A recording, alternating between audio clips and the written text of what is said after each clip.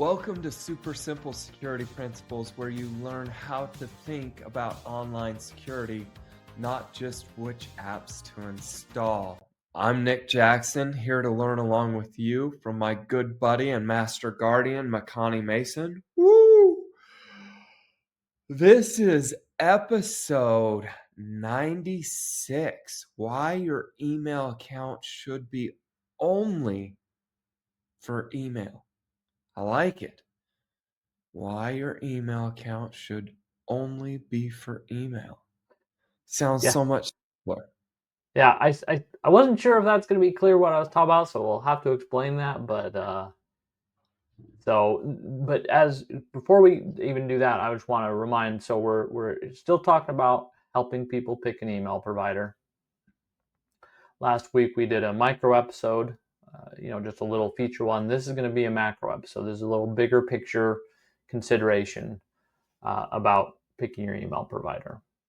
Okay. And so do you have any idea what I was trying to convey there? Because I was not at all confident of that title. Well, as I read between the lines, Yeah. we should probably put some thought and effort into what email address we're going to choose or email provider instead of just running to the quickest and easiest.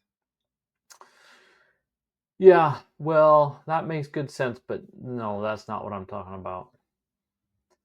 That's okay. Like I said, well, that's not your failure, that's mine, right? Like that's the whole point.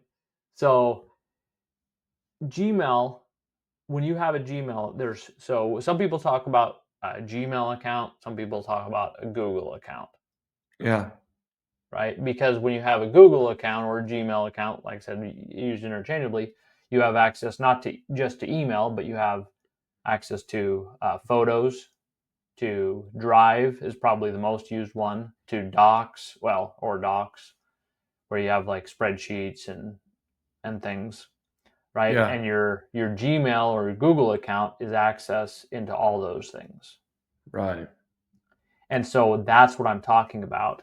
Like, it's not just an email account, it's also a photos account, a YouTube account, a Drive account, a Docs account, etc., a chat account, all these things. Yeah. And the same is true for Microsoft, Apple, Yahoo. It's the gateway to all these services. And once again, the focus is mostly going to be on Gmail, primarily because it's not only the most dominant and pervasive, but I have the most experience with it. Okay. But here's an interesting note. You can have a Google account without email, like without a Gmail account. Okay. Right. Like I That's have news. one. I Okay. have, because I need a Google account for a number of things. I do have a Gmail account as well, but I have a Google account where it does not have email service at all. You can't send, you can send email to that because it does have to be an email address, but it's an email address I have through Fastmail that then I was able to set up. Just like most places, you can create an account with them with whatever email address you want, right? Like with Yeah. Amazon or with Facebook or whatever. Same idea. You can create a Google account, and if you're using your own email, then they just don't provide email service. That Yeah. makes sense? So Yeah, that makes sense. mostly I explain that because hopefully it'll help uh, establish what that difference is that I'm talking about here. Yeah. Yeah. So now, but why do we care, right? Right. Why do I object to this design? Because I know a lot of people, they're like, hey, that sounds really convenient. I only have one account to log into, right? Right. Right. And I admit there is some convenience to that. But here's the reasons, and we'll start with the security ones, but there are some non-security reasons that I think are pretty compelling as well, myself. But so we've talked a lot of times about email being a master key. Yeah. Because it can already, through the password reset mechanism, indirectly unlock most of your other online accounts, right? Yeah. But now you're adding even more directly tied into it other accounts, the drive, the photos, the chat, etc., like we talked about. Yep. Okay. So that's an additional layer of master keyness to your Okay. email account, right? Yeah. Then, Yeah. then another layer is if you use the login with Google at other places where they'll let you do that, right? Right. Yep. Yeah. Yeah. Absolutely. Different websites will say, "Oh, do you have a Google login?" And you can plug it in Yeah, instead of creating your exactly. own username and password. Yep. Okay, so Yeah. that's another layer of bundling it all together for convenience, but is a terrible idea security wise, in my opinion. Yeah. And then the worst one is then if you end up using the Google Password Manager as well, then not only are you tying in all those things, or whatever ones you do there, but now you have passwords, which I mean, password managers I do believe in are a very good security model, but only if they're done correctly. And a browser-based one that's also your email account and everything else is a terrible idea. Yeah. So the best approach, security-wise, hands down, is individual accounts for everything. Okay. But even if like you had a group of accounts that were the drive, the photos, the chat, the login with Google, all those things, that would be not so bad if it wasn't also tied to email, because email is such a weak point. Its security is so bad and so attacked that it's just like you put all those things together and it's just one of the worst security ideas ever, in my opinion. Yeah. Yeah. Does that make sense? It makes total sense. Okay. We've talked about how weak Google is, or not Google, but email is as far as security goes. Yeah. Yeah. No, Google does as far as I mean, its overall design I think is bad in terms, but given that, I think it does a pretty good job comparatively amongst the free email providers. Microsoft, for example, I have much more issue with on their just straight out security. So Right. it's just that but the core design is still a poor one. Yeah. So so here's a whole other layer. There's all those master key things that we talked about that you're layering in. But here's another kind of different angle that's also horrible from the security perspective. Because it's tied into all these places, what that means is you end up entering your email password in all sorts of circumstances where where if it was just an email account, you wouldn't be doing. If you're not logged in when you go access your photos, you might need to enter your email password. If you're not Yeah. logged in when you go to see a Google Doc, you might need to enter your email password. And so that means the circumstances under which you enter it and the login, like especially with the login with Google, the logins might look a little bit different. And what all this boils down to is that email account is way more phishable. Okay. Does that make sense? That makes sense. Yep. Like, I almost never enter my email password in a browser. I use apps almost exclusively for accessing my email. So, Okay. and the only time I could ever possibly need to enter my email password is if I'm accessing my email, not a million other Yeah. random things. And so so I looked at the statistics for the most imitated websites for phishing, Yeah. and the top three listed: Microsoft at 25%, Oh, jeez. Google at 11%, and Apple at 9%. And all three of those suffer from the same thing. There's their email accounts bundled with a whole bunch of other services. Right. Right. I just think that there's no accident. That's not, that's not a coincidence. Yeah. So, and one of the things that I was reading an interesting entry in the Google security blog And I'll just read one sentence from it. It says, attackers are intensifying their phishing and credential theft methods, which drive 37% of successful intrusions.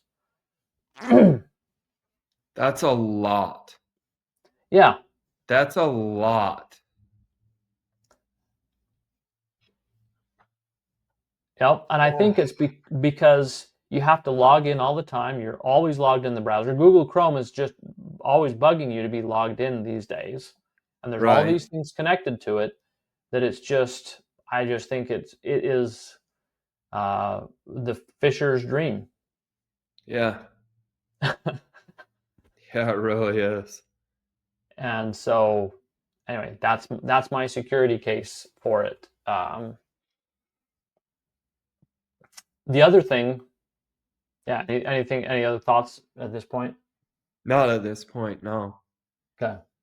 So, I just have one other main point to talk about, and that is, and this kind of comes from my software development background, but I'm sure it's applicable in a lot of other areas as well. But um, it is so much easier to not have bugs, and in general to build secure, safe code when you have it's simple, and when you have this Gmail and all it spans all the accounts, it's just not that simple. It's complex. Yeah, and complexity is the source of so many bugs. Like, Yeah.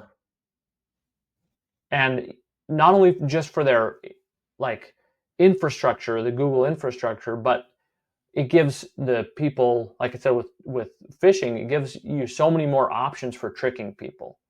Yeah. All these different services.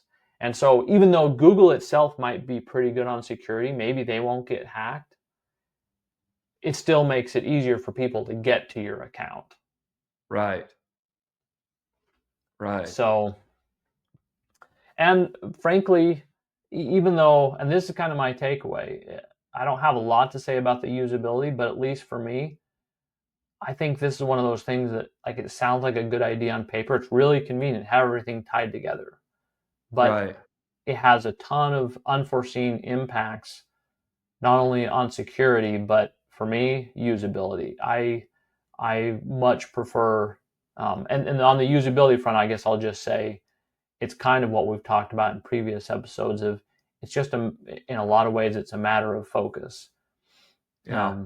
Because the email is more just like a gateway to everything, and so their focus on usability is just let's make it easy to log in and tie everything together, but not worry about the power of individual the email account itself. Right. Right. If that makes sense. Makes total sense. Makes total So sense. I'm gonna piggyback off you on my thoughts. yeah, And that is, hey Google, you are so big. You are so big. You are a master of one thing, and that is advertising. That's it. right.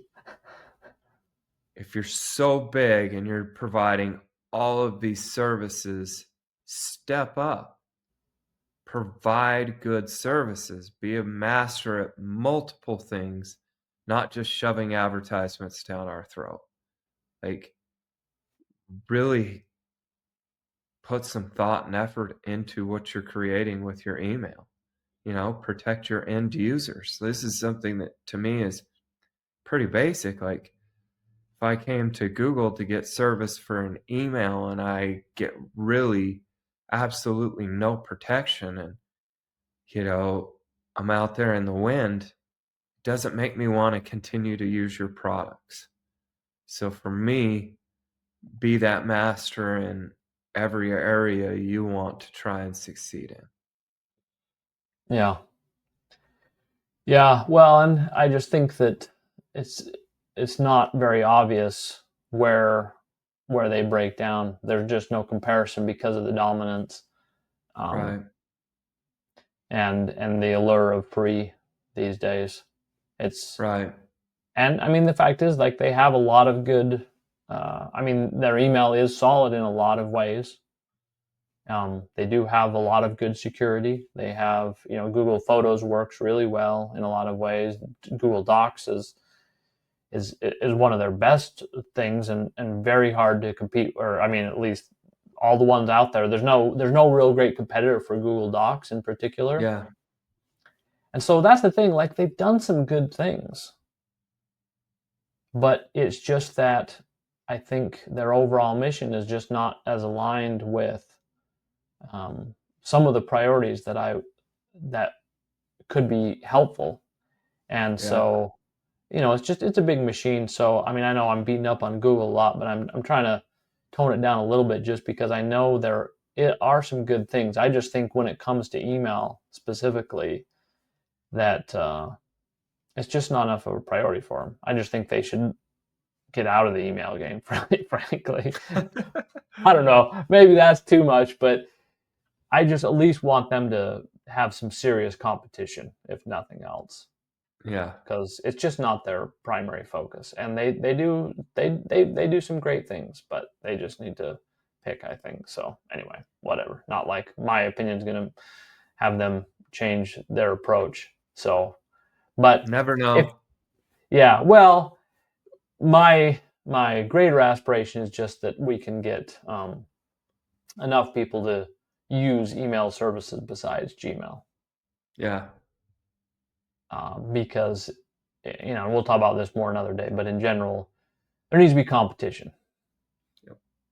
So anyway, all right, that's all I have to rant on for the moment.